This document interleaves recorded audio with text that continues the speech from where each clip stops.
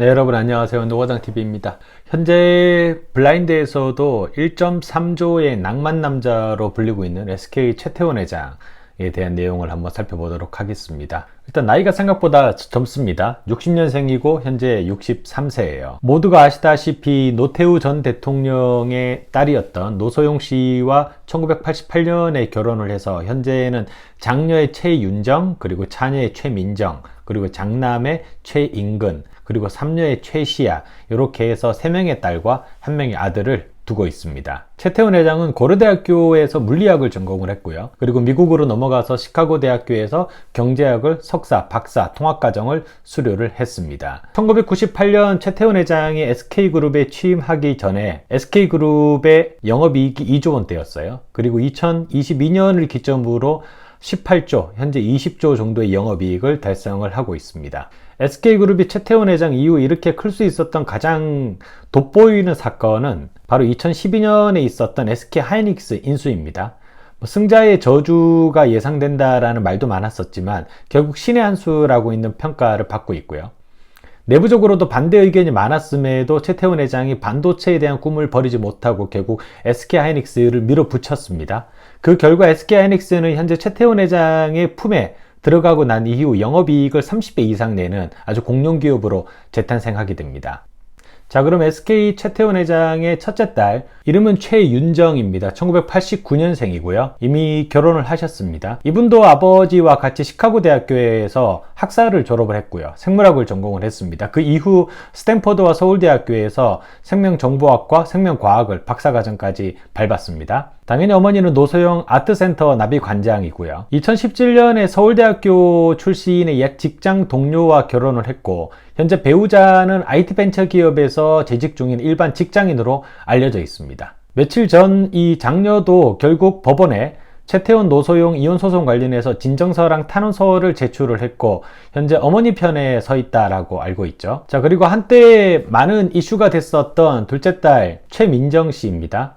1991년생입니다. 키가 174cm예요. 이분도 중국에서 중학교, 고등학교까지를 졸업하시고 베이징 대학을 졸업하고 그리고 조지타운 대학에서 석사를 밟았습니다.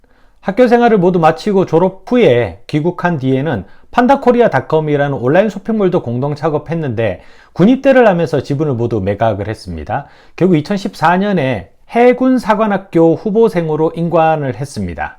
6개월 정도 함정작전관으로 보좌하는 보직도 수행했다라고 알려져 있고요. 2018년에 이제 입사를 하면서 군대를 제대를 합니다. 그리고 2019년 SK하이닉스 대외협력총괄의 산하조직에 있는 인트라에 대리로 입사하면서 근무를 시작을 했습니다. 현재는 미국 워싱턴 DC에서 근무를 하며 서울을 오고 가고 있는 것으로 알려져 있습니다. 그리고 최태원 회장의 장남입니다. 최인근 씨, 1995년생입니다. 나이가 아직 30이 안 됐죠. 현재 근무하고 있는 회사는 SKENS입니다. SKENS의 사원으로 표시가 되어 있고 실제 실무에서 업무를 보고 있는 것으로 알려져 있습니다. 브라운 대학교에서 물리학을 전공을 했습니다. 아무래도 아버지가 고려대학교에서 물리학을 전공한 것에 영향을 받지 않았을까라고 생각이 됩니다. SKENS로 장남을 입사시킨 데는 아무래도 SKENS가 아직 비상장 계열사이기 때문입니다. 그래서 나름대로 여론의 관심을 덜 끌면서 조용히 이제 후계자 경영 수업을 할 수 있다라고 하는 장점 때문에 굳이 SK텔레콤이나 아니면 SK하이닉스와 SK에너지와 같은 주력사가 아닌 SKENS로 먼저 가서 그곳에서 전략기획팀에서 전체 같은 것들을 관장하는 업무를 보게 한 것이 아닐까라는 생각이 듭니다. 그리고 마지막으로 최시아 양이 있습니다. 최근에 인스타그램이나 여러 언론에서 언급이 되고 있는 분이고요.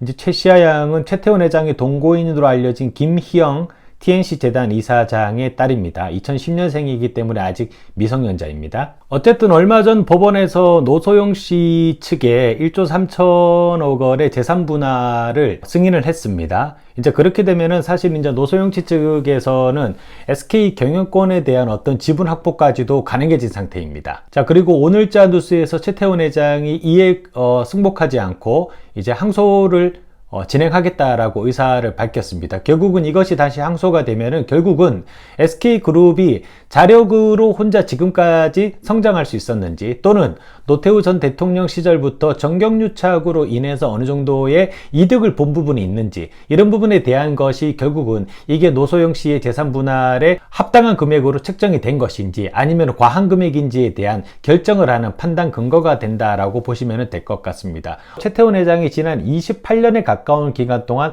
SK를 이 정도로 성장을 시켰다라는 것에 대해서는 그 누구도 아니다라고 말은 하지 못하는 상황입니다. 그렇기 때문에 오너 체제가 바뀔지 아니면 기존 오너 체제가 제대로 유지가 되는지에 대해서 많은 직원들이 관심을 가지고 있고, 인트라넷을 통해서 최태원 회장이 전 SK 임직원들에게 본인의 입장을 대변하는 글을, 서신을 작성을 하여 보냈다라고 알려져 있습니다. 본인의 의지를 다시 한번 내세운 것으로 알려져 있습니다. 결국은 본인 입장에서도 아직 하고 싶은 말이 많다는 것이고요. 그리고 노소영 씨 측 입장에서도 결국은 대통령이었던 아버지의 도움이 없었다라고 하면 현재 SK는 없을 것이다 라고 주장을 계속 이어갈 것으로 보여집니다. 어쨌든 결론은 SK 에코플랜트나 SK ENS나 SK 텔레콤이든 SK 브로드밴드든 최근에 좋은 영업이익을 내고 있고, 대한민국에서 ESG라고 하는 부분을 가장 먼저 도입한 재벌그룹이 SK입니다. 그만큼 미래를 보는 시선이라든가 인사이트가 상당히 좋은 회사다라고 하는 점, 그리고